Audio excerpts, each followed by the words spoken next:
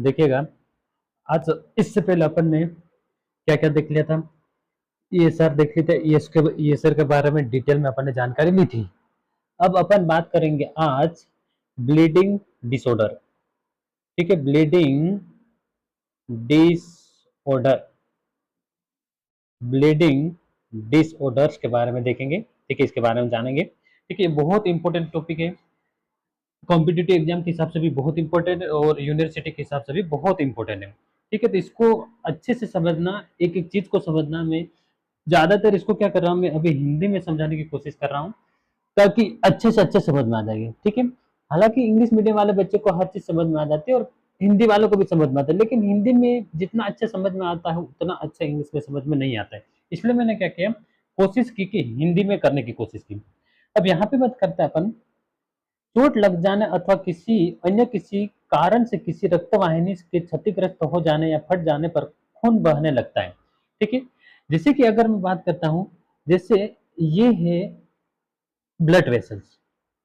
ठीक है, blood vessels में क्या होता है कि यहाँ पे जो किस चोट लग जाने के कारण क्या होता है कि ब्लीडिंग होना स्टार्ट हो जाती है। ठीक है, ब्लीडिंग जैसे कि ब्लड वेसल्स में इस तरह से ब्लड बहता रहता है। ठीक है, बहता रहता है। और चोट लग जाने के कारण क्या होता है कि इसमें ब्लीडिंग होना स्टार्ट हो जाती है, मतलब ब्लड निकलना स्टार्ट हो जाता है। इसको ब्लड निकलना स्टार्ट हो जाता है, इसे बोला जाता है हेमरेज, हीमोरेज। ठीक है, हीमोरेज कहा जाता है, या फिर इसको बोला जाता है ब्लीडिंग, या फिर क्या बोला जाता है, ब्लीडिंग। कितना समझ में आया? ठीक है, चोट लग जाने से, ब्लड वेसल्स में चोट लग जाने से जो ब्लीडिंग क्या होती है, जो ब्लीडिंग होना स्टार्ट हो जाती है, इसी को बोला जाता है हेमरेज या फिर ब्लीडिंग। बात समझ में इतनी? ठीक है, अब अपन थोड़ा सा आगे देखते हैं, इसको इरेज कर लेते हैं, मिटा देते हैं। ठीक है, अब देखना,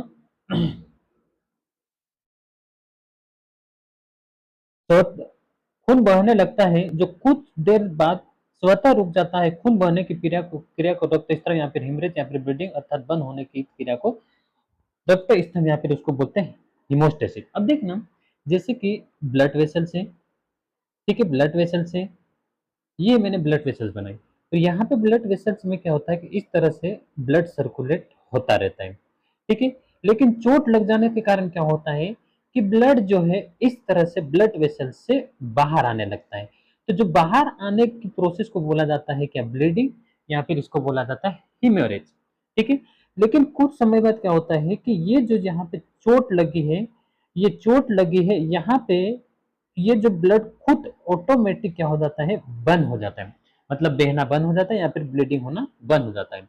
तो जो बंद होने की प्रोसेस को बोला जाता है हीमोस्टेसिस, हीमोस्टेसिस क्या बोला जाता है, हीमोस्टेसिस। इतना समझ में आया? ठीक है, सीधा सा मतलब है कि ब्लड बहने की प्रोसेस को बोला जाता है हेमरेज, और जो रुक जाता है उसको बोला जाता है हीमोस्टेसिस। ठीक है, नॉर्मल ब्लड जो है, नॉर्मल ब्लड जो बहता रहता है वो कितने समय तक बहता रहता है, लगभग 6 से 10 मिनट तक। ठीक है, लगभग 6 से 10 मिनट तक ये क्या रहता है, ब्लीडिंग होती रहती है। ठीक है, नॉर्मल जो है सामान्य दशा में 6 से 10 मिनट तक ब्लीडिंग होती रहती है। और अर्थात 6 से 10 मिनट बाद खून स्वतः बंद हो जाता है। जब रक्तस्राव स्वतः बंद हो जाता है अथवा किसी चोट लगने के बाद 10 मिनट के समय तक रहता रहता है, तो ऐसा यानी कि क्या होता है कि सामान्य दशा में ब्लड वेसल्स में जो ब्लड क्या होता है, सामान्य दशा में 6 से 10 मिनट तक बहता रहता है। लेकिन 10 मिनट से ज्यादा अगर ब्लीडिंग होती जा रही है, तो इसका मतलब ये हुआ कि कुछ न कुछ क्या है, एबनॉर्मेलिटीज है, कहीं ना कहीं क्या है, एबनॉर्मेलिटीज है। बात समझ में इतनी?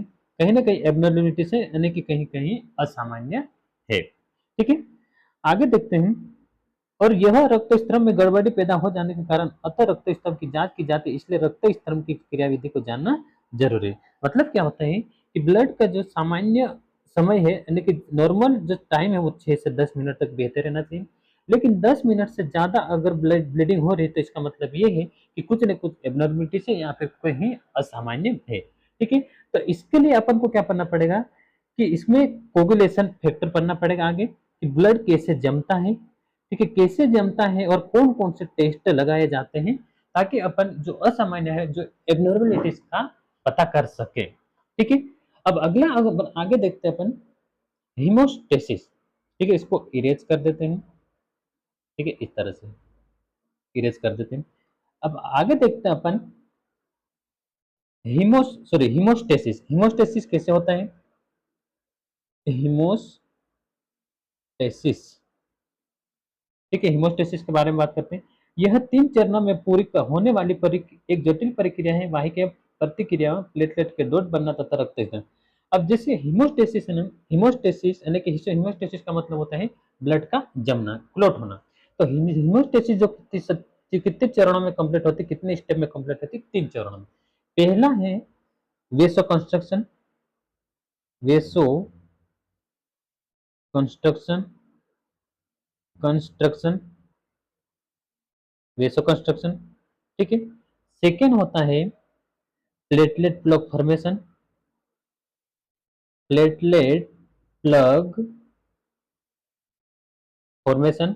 और थर्ड नंबर का जो होता है coagulation of blood, coagulation of blood, coagulation of blood. इस तरह से क्या होता है कि ब्लड कोगुलेशन होता है, यानी कि क्लॉट बनता है कितने? 3 स्टेप में। ठीक है, एक होता है यानी कि एक होता है वेसो कंस्ट्रक्शन, दूसरा होता है प्लेटलेट प्लग फॉर्मेशन और तीसरा होता है कोगुलेशन ऑफ ब्लड। ठीक है, यह 3 चरणों में पूरी होने वाली एक जटिल प्रक्रिया है। फर्स्ट है वाई प्रक्रिया, मतलब होता है वस्कुलर कंस्ट्रक्शन। प्लेटलेट की डॉट बनना मतलब होता है प्लग प्लेट फॉर्मेशन। और थर्ड नंबर का होता है रक्त स्कंदन या फिर ब्लड का जमना। ठीक है, अपन इसको इरेज कर देते हैं। ठीक है, ताकि देखने में आसान है।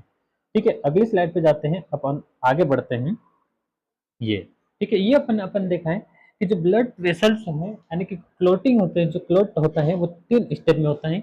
एक होता है वाहिकीय वाहिकीय सॉरी वाहिकीय प्रतिक्रिया, या फिर इसको बोला जाता है वस्कुलर रिस्पॉन्स या फिर वस्कुलर कंस्ट्रक्शन।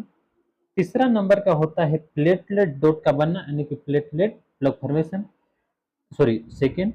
तीसरे नंबर थर्ड नंबर का है रक्त स्कंदन यानी ब्लड कोगुलेशन, यानी कि ब्लड कैसे जमता है। अब अपन इसके एक एक के बारे में बात करते हैं। आघात पहुंचने या चोट लग जाने से तुरंत प्रतिक्रिया होने के परिणाम स्वरूप रक्त वाहिका संकुचित हो जाती है। जैसे कि ये मैंने बना दी वेसल्स, ठीक है, वेसल्स बना दी। जैसे ही वेसल्स में चोट लगती है, जैसे ही चोट लगती है तो ये जो वेसल्स है ना, थोड़ी सी क्या हो जाती है? संकुचित हो जाती है। संकुचित होना मतलब होता है सिकुड़ जाती है। जब ये जो वेसल्स क्या होती है, सिकुड़ जाती हैं, तो इससे क्या होता है कि जो ब्लीडिंग हो रही है उसका क्या, ब्लीडिंग जो हो रही है वो क्या हो जाएगी? थोड़ी सी कम हो जाएगी। ठीक है, तो इसी को बोला जाता है क्या है? Vascular construction. मतलब वेसल्स जो है क्या हो रही, हल्की सी सिकुड़ जाती है। जब वेसल्स हल्की सी थोड़ी सी सिकुड़ जाती है तो सिकुड़ने से क्या होगा? ब्लीडिंग जो हो रही है वो क्या होती है? कम हो जाती है। ठीक है, आगे देखते हैं। आघात पहुंचने या चोट लग जाने से तुरंत प्रतिक्रिया होने के परिणाम स्वरूप रक्त वाहिनियां संकुचित हो जाती है।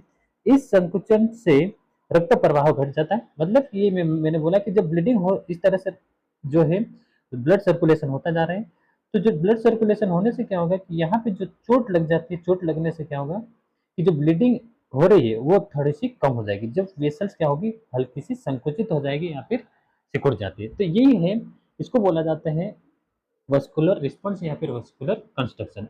अगला पॉइंट देखते हैं प्लेटलेट डॉट बनना या फिर इसको बोला जाता है platelet plug formation. Platelet plug formation, ठीक है, इसमें देखते हैं चोट लगने वाले स्थान पर प्लेटलेट एकत्रित होकर रक्त वाहिनी भित्ति से चिपक जाती है। अब देखना जी, ये जो अपन ने वेसल बनाई, ठीक है, जहां पे चोट लगी वहां पे क्या होगा?